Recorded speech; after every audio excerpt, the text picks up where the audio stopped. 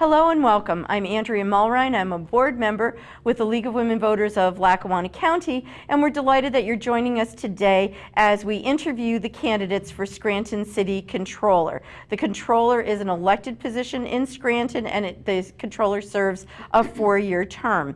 In addition to the Controller interviews, we've also conducted interviews with candidates for the Scranton School Board. There are 9 candidates running for 5 open positions, and we will also interview candidates for the Lackawanna County Clerk of Judicial Records. We have completed debates with the candidates, both Republican and Democratic, for the Lackawanna County Commissioner races. I want to remind everyone that May 12th is the last day that you can request an absentee ballot for the May 19th primary. And please do remember that the primary is an incredibly important time, especially in municipal races where many of the decisions are made at the primary election, where there are perhaps not opponents on the Republican or on the Democratic Party. So you want to make sure that you get out and vote on May 19th. So we're going to start our interview today with the Controller candidates with RoseAnn Novembrino. RoseAnn, welcome. Good morning. Thank you for being here with us today. My pleasure. My pleasure. So RoseAnn is the current county, or not county, city controller for Scranton.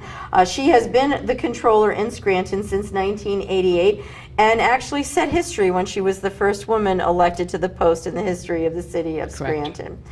RoseAnn is a graduate from Marywood Seminary at the time and lives in West Scranton. She's the vice president of the Deutsche Institute and volunteers with many different organizations.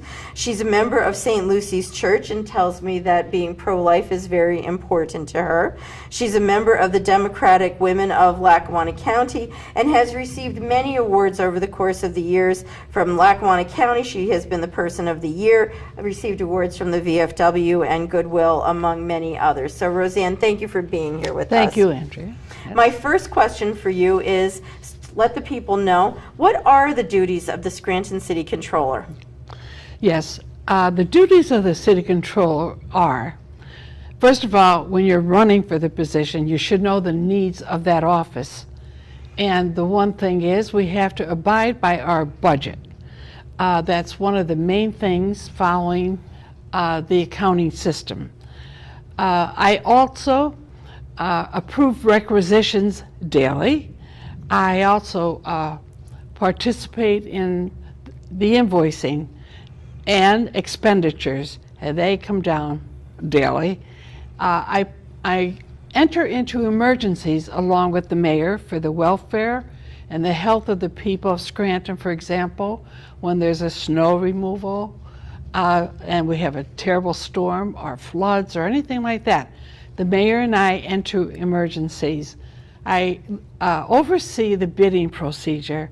When there's something that's being advertised, we clock them in at a certain time in our office before they go over to council, and if they are late, they are discarded. And my solicitor, for one thing, also checks anything that's awarded, making sure it's proper. There's so many other wonderful things that Controller is involved in, and I am blessed. I certainly have a wonderful staff. I oversee all their duties daily. So that more or less gives you an insight as to what a controller does. Okay, thank you, RoseAnn. So the next question, why should people vote for you? What do you bring to the seat that perhaps your opponents would not? Well, the one thing, the experience in the office. I have very, very dedicated office help, or I should say positions, and they are so familiar with the system. And when there is a change of administration or anything, it takes everyone a while to get used to what has to be done. So I feel my experience is the greatest asset to the city. Thank you. The controller, according to definition, is more or less the watchdog of our tax dollars, responsible for ensuring that rules are followed, the budget is adhered to, and that our bills are paid. How do you ensure that appropriate policies are followed? Well, for one thing, when, for example, a contract comes down, if the money's not there, we can't sign it. Or we have a monthly report.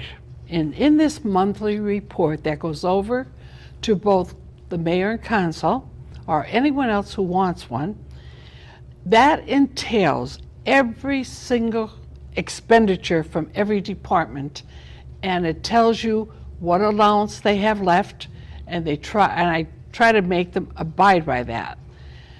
So that's one of the main things, our budget, overseeing everything that's done daily, making sure the bids are properly followed and contracts are properly followed.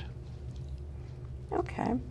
Roseanne, what do you believe is the appropriate role for the city controller in the creation of the city's budget? The main thing is overseeing that they don't go over their budget, and when they do, we notify them immediately to make a transfer. It's so important to abide by our charter that states that, and we try to abide by that daily. Daily, we oversee that. Okay.